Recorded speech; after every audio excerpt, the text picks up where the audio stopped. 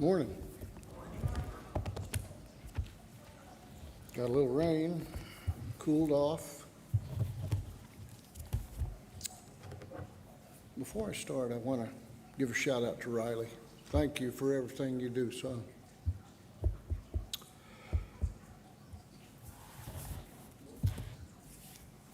Thy rod and thy staff will comfort thee. I want to talk to you this morning about something that has impacted every one of us sitting here today. 9/11. I don't need to put images up there because that's burned in our minds and forever will be, of those four planes, what they did, the lives they impacted. I'd like to turn to you to Isaiah 9/11.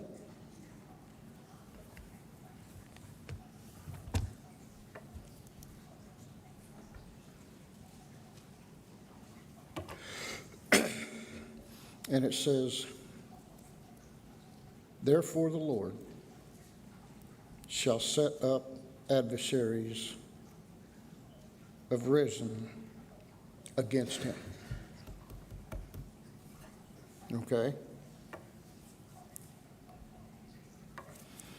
And then if we could turn to Esther.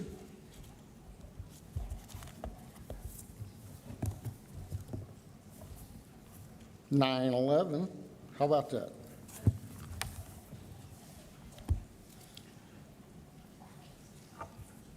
Gotta find it here.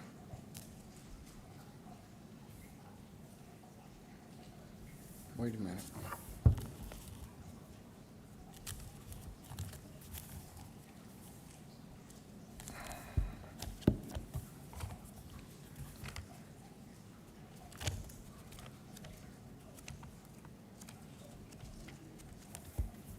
My markers aren't right.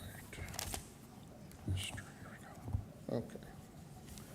Esther 9/11. On that day, the number of those were killed in Shushan, the citadel.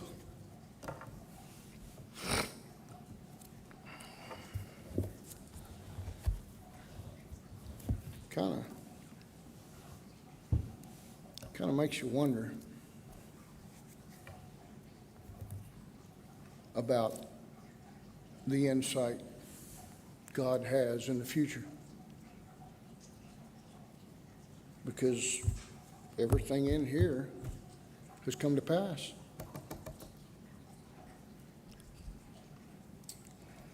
I'd like to share with you this morning my experience of the day of 9/11. I was a night dispatcher at National Carriers, got off that morning, come home. Riley was out playing with his cars in front of the TV, and Ruby cooked breakfast, and I'm sitting there eating. And I turned the TV on just in time to see the horrific acts that was going on in our country. Those two planes slamming into the World Trade Center, and the other two, the Pentagon in Shanksville, Pennsylvania. Well, I called my mom, talked to her a little bit, and then I called my grandpa, George Lundgren. Everybody knows him. And he said something to me that kind of woke me up a little bit. He said, same thing as Pearl Harbor. And he was right. So I got breakfast down and was watching it, and I tried to go to bed because I had to work that night. And so I Went in there, and I tossed and turned. I couldn't sleep. So I got back up, turned the TV back on, and was asphyxiated to that until I went to work that night. Didn't sleep, couldn't sleep, probably didn't want to.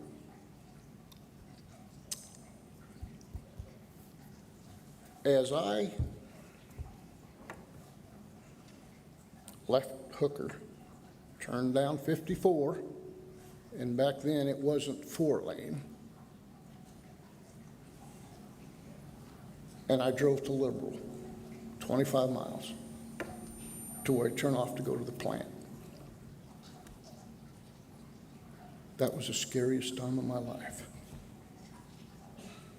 You know why? For 25 miles, I was the only car on the highway. There was nothing behind me. I didn't meet anything. I went through Tyrone, and it was the same way. And then I went into Liberal.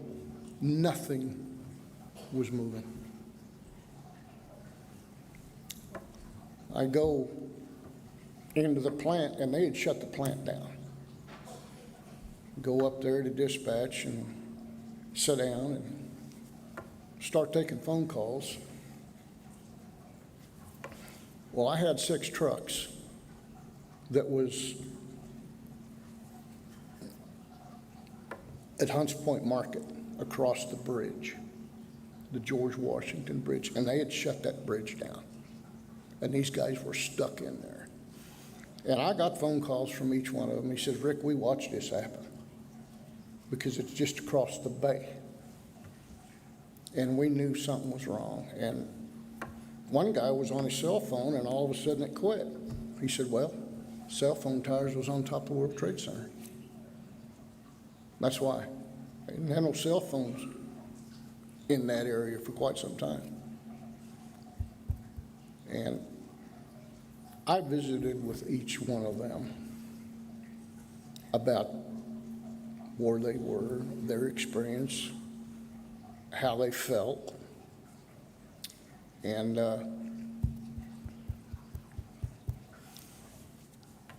they all had the same shock and awe that I did.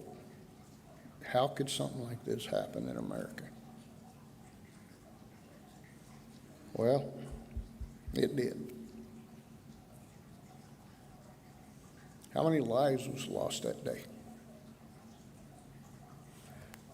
And since then, the soldiers that went over, that give their lives for that, and the ones that come back who need assistance, were astronomical. And you think back to the biblical times where the Israelis was always being picked on. And they still are today. They don't want to. You got Iran over there fooling with them. And I found out something, and maybe I shouldn't say this up here, but I found out something. I was watching Newsmax today, and the Iranians hacked in to President Trump's computers, got a lot of his information, and you know where they sent it? Kamala Harris. I seen that on Newsmax this morning, and I'm sitting there and I'm going, well, there's only one person that can stop that, and that's the man upstairs.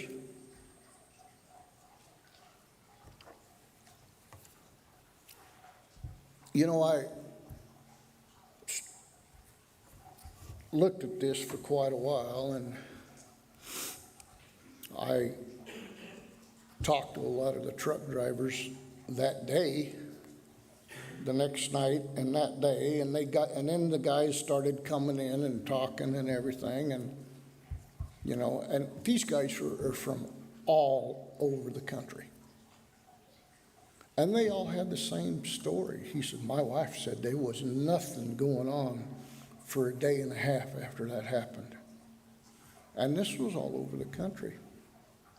We were still in shock and awe. We didn't know who, what, where, when, or how. But when we found out, they paid dearly for it. The Bible talks about wolves in sheep's clothing. That's who was flying them airplanes. Coming to our country. And they went to Florida to learn how to fly big airplanes. And they picked 4 aircraft that was completely loaded with fuel. And these aircraft was flying cross country. Some was going to LA, some was going to Arizona, out west. And they were loaded with fuel. And they slammed into the World Trade Center with that. I was sitting there watching that, and I thought, well, how can somebody make a mistake with an airplane that big and crash into the World Trade Center? And then about 10 minutes later, the second one hit. And I said, no, this ain't an accident. This was planned. And then they had the Pentagon get hit. And then the plane that went down in Shanksville, Pennsylvania. They had this planned out for a long time. Wolves in sheep's clothing. And they're all over. They're everywhere. I mean, I hate to say that about our society, but that's the way it seems. You sit back and you think about that. Well, who can you trust? Well, that guy up there, that's where you're going to start with it. And he'll steer you right. Just ask him. And so,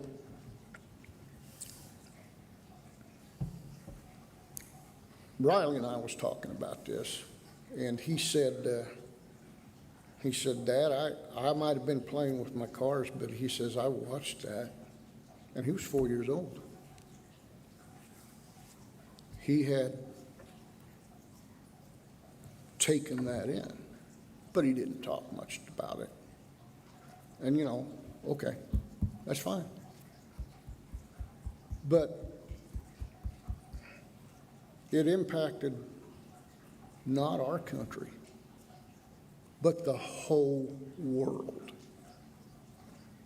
The world changed that day on 9/11. It would never, ever be again like we had.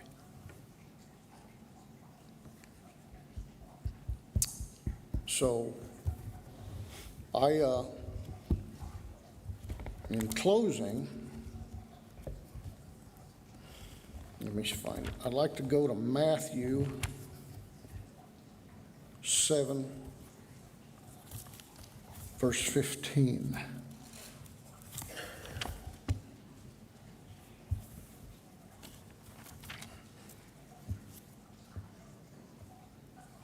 If I can find it here, 7.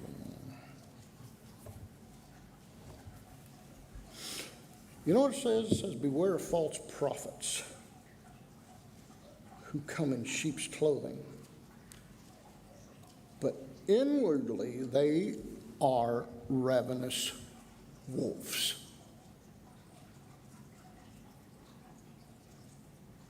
Look at the insight that had on what happened that day.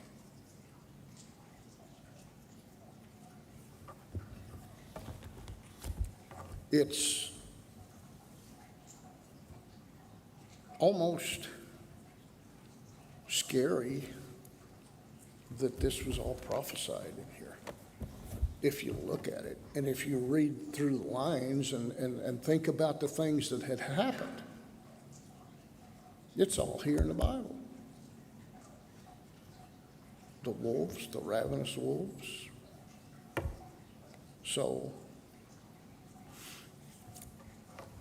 I guess in closing, and I've said this before to the congregation, time and time and time again, you got to trust in the Lord with all your soul, with all your heart, and with all your might. Onward, Christian soldiers, onward. If you need prayers and guidance, our elders would be glad to assist you.